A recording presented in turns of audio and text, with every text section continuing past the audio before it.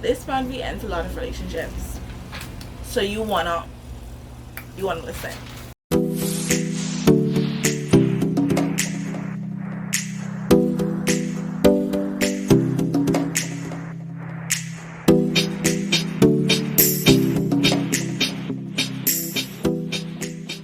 Hi guys, welcome back to my channel, as so by Cleo, and as you can tell from the title, today we will be talking about boundaries that you can set within your relationship. If you're interested, be sure to like, comment, and subscribe. Do not forget to subscribe. We are on the road to 50 subscribers, and without further ado, let's get into this video. Alright guys, so boundaries. What are boundaries? Boundaries are basically rules that you set that states what is okay and what is not okay. Why do you set boundaries, or why do you need boundaries? Boundaries are set or needed because without boundaries it could very easily seem like you're being taken advantage of. And we always must remember that people do the best with the information that they have. So if this person or that person doesn't know that you're okay or not okay with something, then how would they know? If Sally does something that you don't like and you never voice to Sally that you do not like that, how would Sally know? Maybe you don't like loud music. How would Sally know that if you don't tell her that?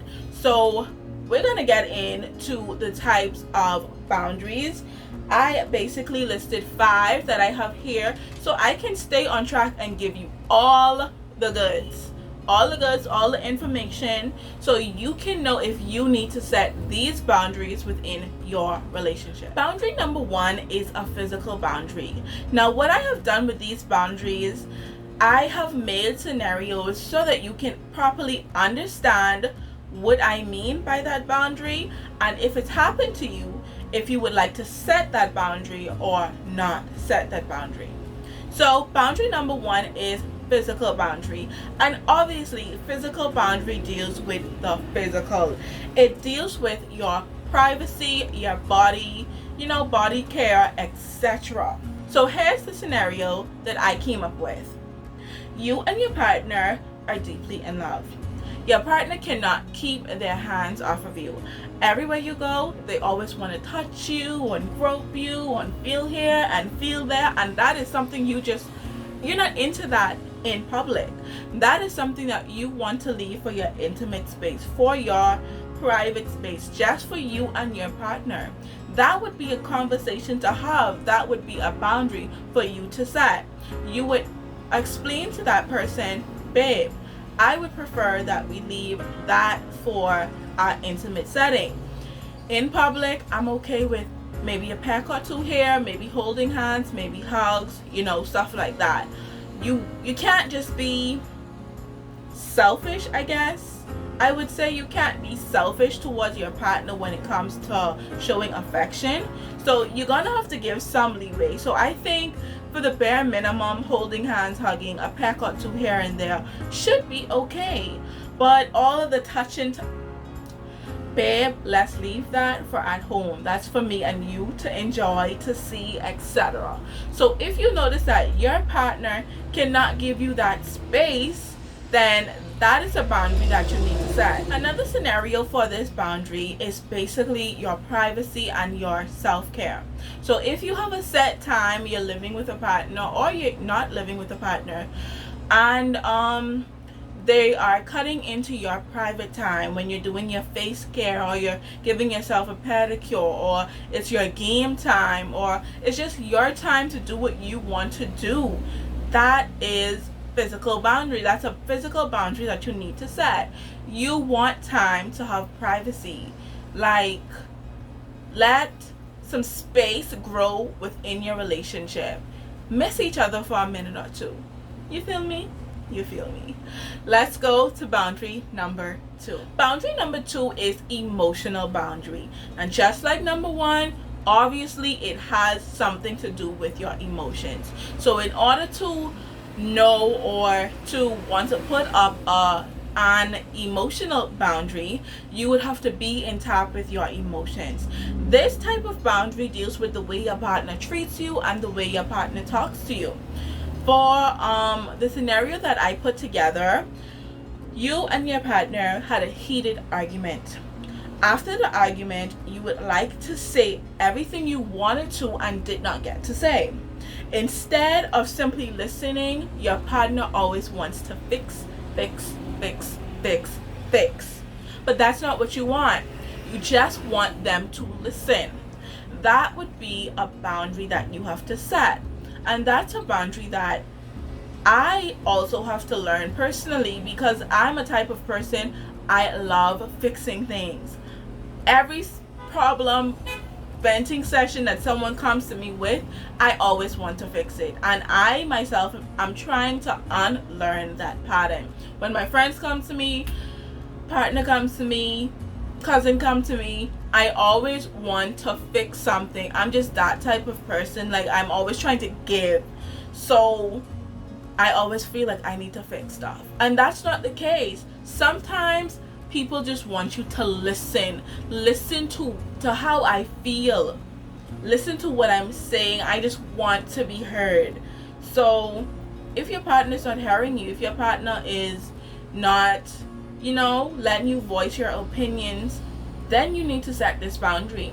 Another reason you would need to set this boundary is if your partner is calling you out of your name, using this word and that word and another word. Maybe you don't even need to be in that relationship, because for me that is toxic. No way, shape or form I would want to be in a relationship with someone that's calling me a female dog or this or that or the other name. Like, that is not healthy for the relationship.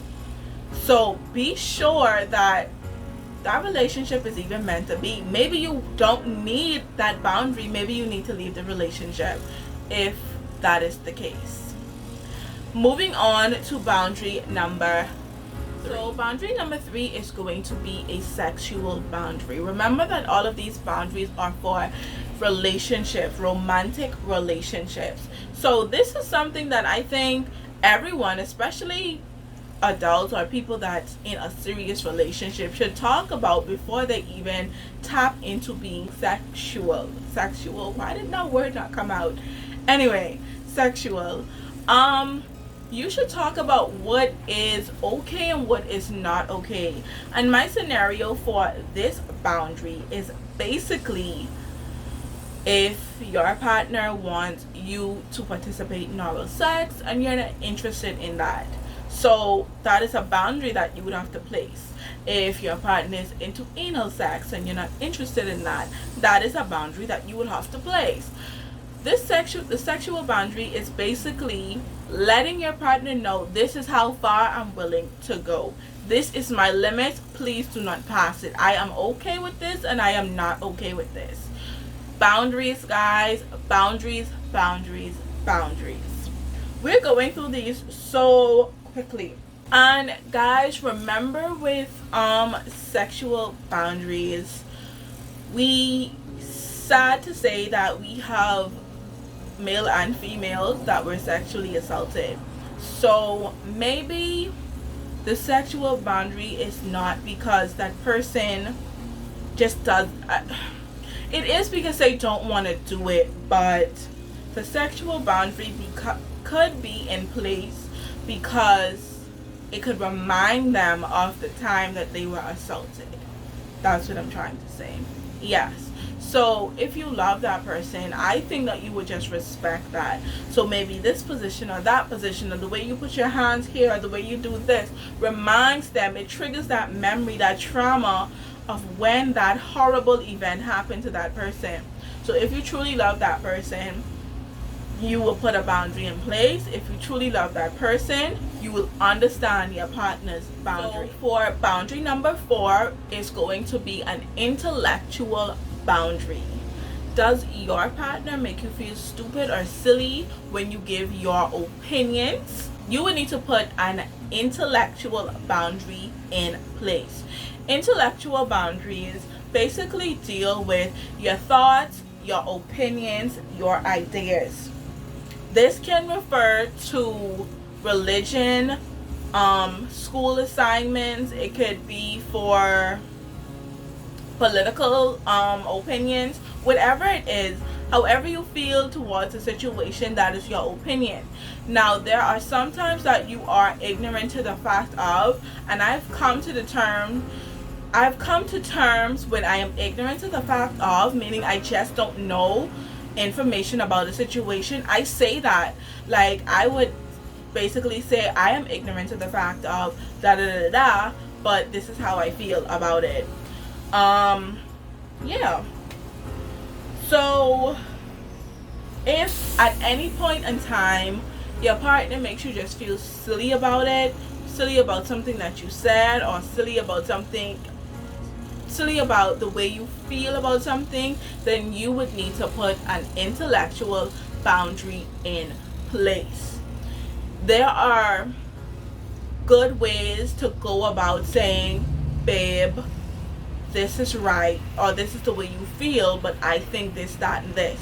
Or, babe, maybe you didn't know this, but this is that and that is this. That's why I think your opinion goes against the reality of the situation, or something of that sort. Like, you should not just outright, oh, you're stupid, what you're saying makes no sense, you're crazy, whatever. Like, that is not the way to treat the person that you love, the person that you potentially want to have kids with, want to spend your life with, want to marry, even if you have a pet dog, a pet kid, a pet child. You get what I mean. That is just not it. So, intellectual boundaries. On to our last boundary, and this boundary ends lots of relationships. This boundary ends a lot of relationships.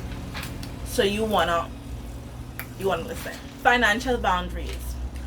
Obviously, it deals with money. Money. Is it a saying or is it in the Bible that money is the root of all evil? I'm not sure, but it's true. Financial boundaries. I think when you're in a long distance, I think when you're in a serious or long-term relationship, that there should definitely be some financial boundaries put in place. This is your money, this is my money, this is our money. Because when it comes to finance, a lot of people get antsy. A lot of people get giddy around money. So we have to use these boundaries to our advantage so that people know our limits. Boundaries are very healthy. They're very good to use. They keep you seen. They keep you in top with your mental health. And if you did not watch my mental health video, I will link it above. But please use boundaries to your advantage.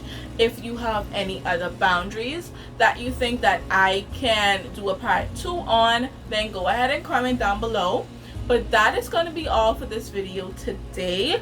Be sure to like, comment, and subscribe. Guys, I hope you enjoyed the video. Until next time, be kind, confident, and courageous. C Squad, we out.